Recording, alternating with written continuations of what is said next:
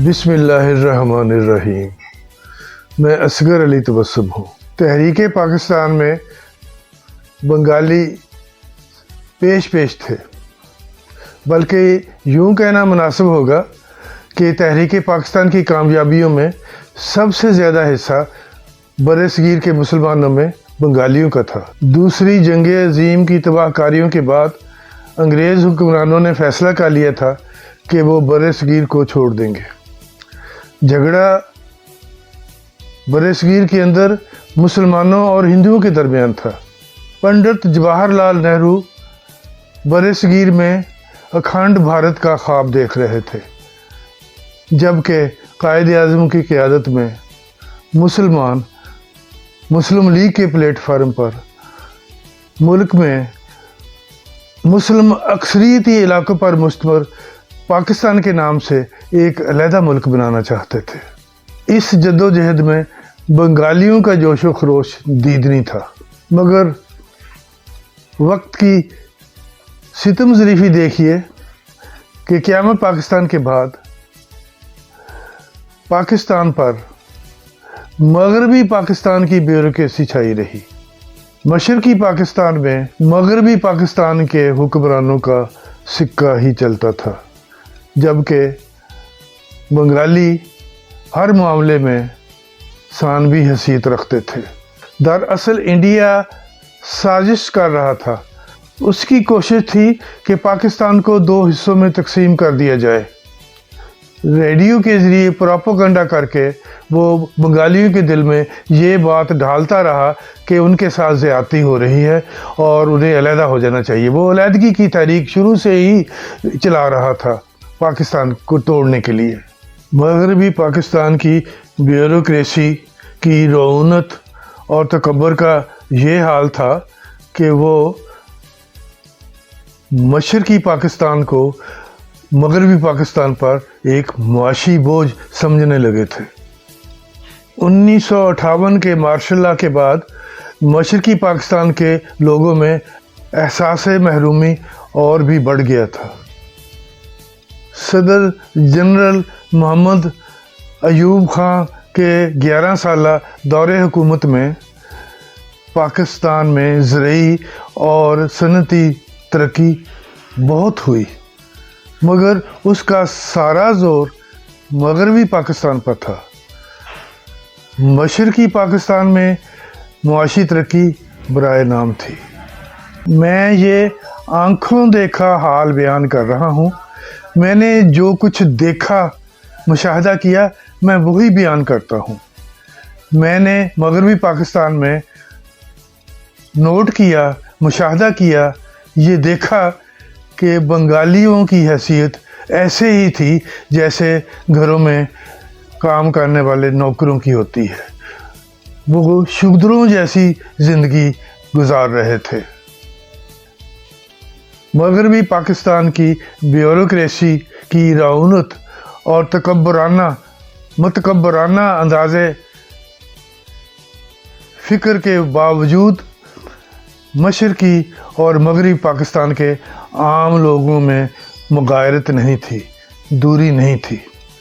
पाकिस्तान के 2 लख्त होने की वजह एक तो इंडिया का पाकिस्तान के ख़िलाफ़ प्रोपेगेंडा था, और दूसरा मशरक़ी पाकिस्तान के लोगों के साथ मगरबी पाकिस्तान की ब्यूरोक्रेसी का वायसराय जैसा रवैया था। मशरक़ी पाकिस्तान के लोगों के बारे में यही तासर फैला हुआ था कि वहाँ आए रोज़ सैलाब आते रहते हैं, लोग झुग्गी नुमा घरों में रहते हैं। तो गिरानियों और सैलाब में वो झुग्गी नुमा घर बह जाते थे। वो हर साल ऐसे ही घर नए सिरे से बना लेते थे। मशरक़ी पाकिस्तान के लोगों की खुराक मछली और चावल थे। मशरक़ी पाकिस्तान के लोगों को हद तक अमेज़ नज़रों से देखा जाता था।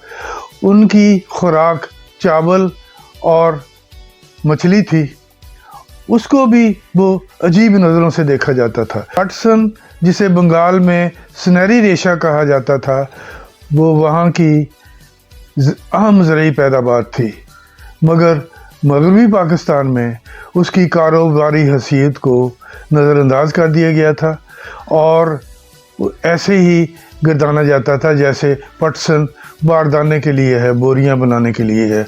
इससे ज़्यादा अहमियत पटसन की नहीं थी। दफाई नुक्ता नज़र से भी हुक्मरानों की स्ट्रेटजी दुरुस्त ना थी। पाकिस्तान की सिविल और फौजी क़यादत ने यही सोच रखा था कि मशरक़ी पाकिस्तान का दफ़ा मगरबी पाकिस्तान के महाज से किया जाएगा, जो 1971 की जंग में नाकाम साबित हुआ और हम मशरक़ी पाकिस्तान को खोने के बाद मगरबी पाकिस्तान में भी पसपा होते हुए नज़र आए। बंगाली कौम हमसे ज़्यादा जमहूरियत पसंद थी। वो सदर जनरल मोहम्मद अयूब खां और मिस फातिमा जना के सदारती इंतखाब के मार्के में साबित कर चुके थे कि वो जमहूरियत पसंद हैं। उन्होंने जोर और जबर के बावजूद मिस फातिमा जना का साथ देकर उसे मशरक़ी पाकिस्तान में जिताया था। ये मगरबी पाकिस्तान के लोग ही ऐसे थे कि वो दब जाते थे। मेरा बंगालियों के बारे में यही तासर था कि वो पाकिस्तान से अलग होना नहीं चाहते थे। ये हालात का जबर था जो उन्हें बहा कर ले गया। एक अक़लीती ग्रुप था जो वक्तन फ़वक्तन मगरबी पाकिस्तान के तसल्लुत के ख़िलाफ़ आवाज़ उठाता रहता था। बंगाली कौम एक जिंदा दिल कौम थी, अपनी आज़ादी के तहफ़्फ़ुज़ के लिए कुर्बानियाँ देना जानती थी। ये आमराना अंदाज़े हुकूमत था, मार्शल लॉ के नफाज का नतीजा था। अंदरूनी और बैरूनी साजिशें थीं जिस वजह से मशरक़ी पाकिस्तान बांग्लादेश के नाम से अलहदा हो गया। दुनिया में हमेशा अक़लीती पार्टियां अलहदगी के लिए कोशिश करती हैं। 1971 में पाकिस्तान में ऐसा हुआ कि एक अक्सरीती पार्टी ने अक़लीती पार्टी से नजात हासिल करने के लिए अलहदा होने का फ़ैसला किया। इन हालात से भारत ने भरपूर फ़ायदा उठाया। अगरतला साजिश केस और शेख मुजीबुर रहमान के 6 निकाती एजेंडे से अलहदगी को मज़ीद हवा मिली। 6 निकाती एजेंडे से शेख मुजीबुर रहमान का कतन ये मकसद नहीं था कि वो पाकिस्तान से अलहदा हो जाए। ये भारत का प्रोपेगेंडा था। ये मशरक़ी पाकिस्तान और मगरबी पाकिस्तान के लोगों में गलत फहमियों का नतीजा था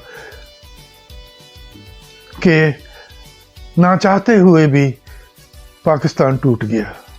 मगरबी पाकिस्तान की अपोजिशन को हालात की संगीनी का बिल्कुल भी इदराक न था।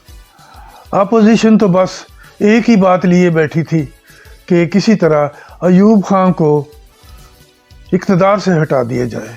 अगरतला साजिश केस में शेख मुजीबुर रहमान को जेल में बंद कर दिया गया।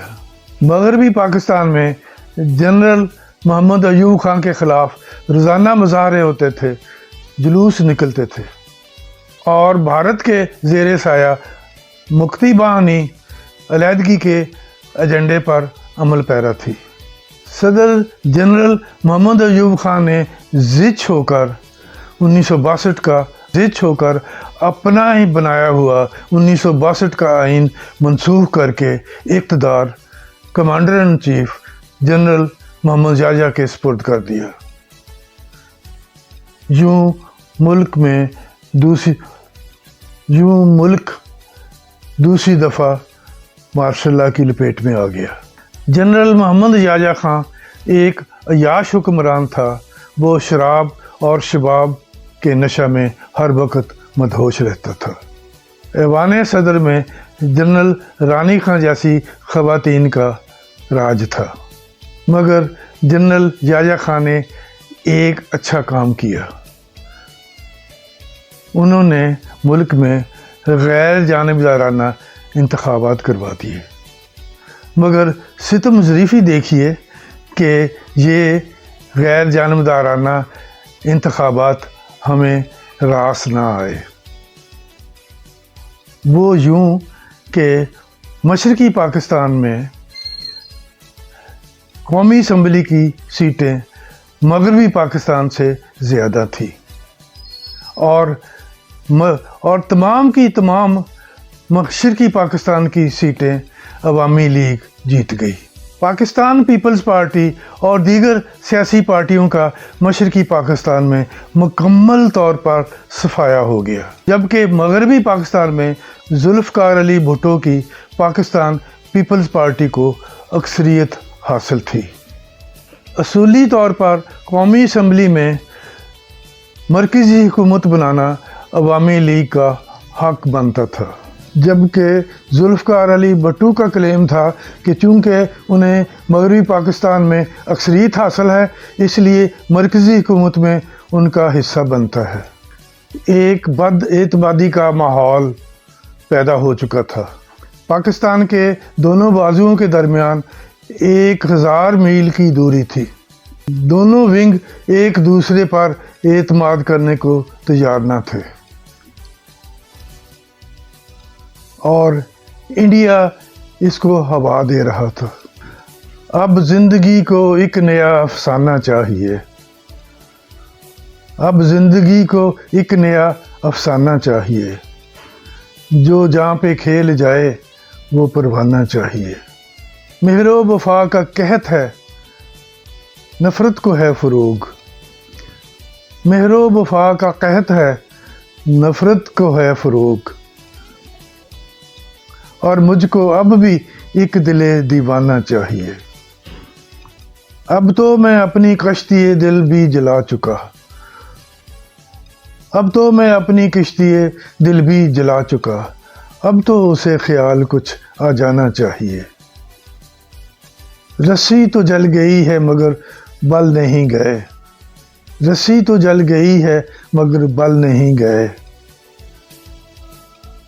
अब राह को हवाओं में फैलाना चाहिए। तारीख से भी कोई सबक सीख लीजिए। तारीख से भी कोई सबक सीख लीजिए। उलझे मामलात को सुलझाना चाहिए। तारीख से भी कोई सबक सीख लीजिए। उलझे मामलात को सुलझाना चाहिए।